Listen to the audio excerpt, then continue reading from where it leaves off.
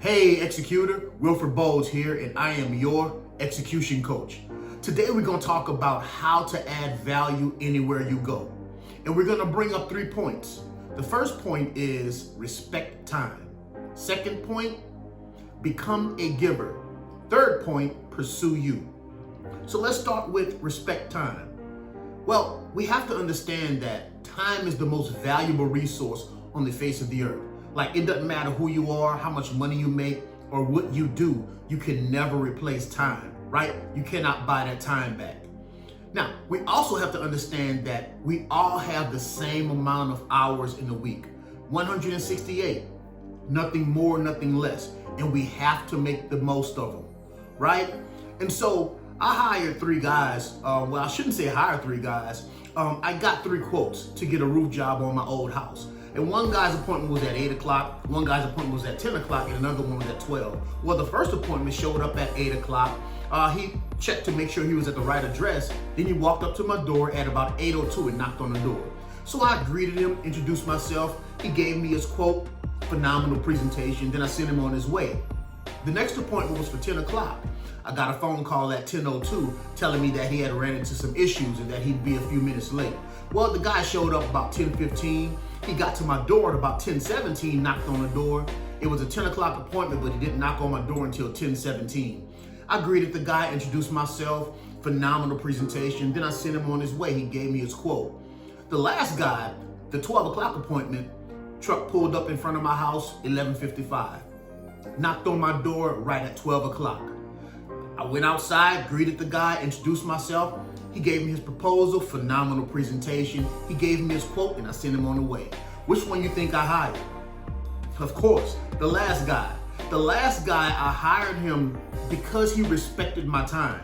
And if he respected my time, I know he respects his time, and I know he'll respect the project that I would have him to do.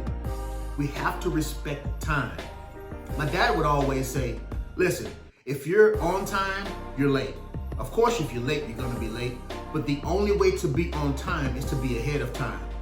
I used to work at a shipyard in Pascagoula. That's about 45 minutes to an hour away from my home. Now, we had to start work at 6 o'clock. I would wake up at 3 o'clock in the morning, leave at 3:30 to make sure I'm there by the latest of 4:30 in the morning.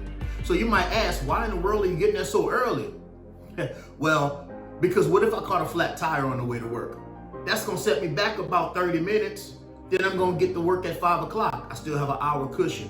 Well, what if I caught a flat, then when I got on the interstate, I ran into a traffic accident? That's another 30 minutes. So that puts me at work at what time? 5:30. I have a 30-minute cushion. Well, when I get there at 5:30, I'm arriving there at the same time with the other people who's just getting into work. So that's gonna cause a bottleneck at work, right? So that's gonna put me at my desk at about 5:45. Right? I still have time to log in before 6 o'clock. I had a flat tire, I ran into traffic on the interstate and at work, and I still got to work on time. Let's see what I mean by respect time. Respect time, because time will always tell. Next point, become a giver. When I say giving, listen, there's only 2 types of people. There are givers and there are takers, right? Takers can always be replaced though. And takers don't even always realize they're takers either. A taker will be in the room and will draw and suck all the energy from a room, like a taker will. And so whenever you're a taker, people really dread you coming over, right? Because you take away from the environment. You take away from the room. But a giver though will find a way to give. I have an uncle that loves Lay's potato chips and he loves Doritos. So anytime I go to his house, even if he's inviting us over, I always bring him a family size of Lay's potato chip and a family size of Doritos. Why? Because I want to make sure that everywhere I go, I add value, that I am an absolute giver. Whenever you're a giver, guys, people look forward to you coming over. I always tell my sons, listen, you go over to your auntie by your cousin's house, listen, volunteer to wash dishes, right? Like if you use the restroom, wipe the mirror off, wipe the sink off, leave the restroom cleaner than you entered it. After a while, your auntie gonna be asking, hey, man, when he's coming back over, right? Because you were a giver. right? And so we're talking about respecting time. That's point one. Point two, become a giver. And lastly, guys, pursue you.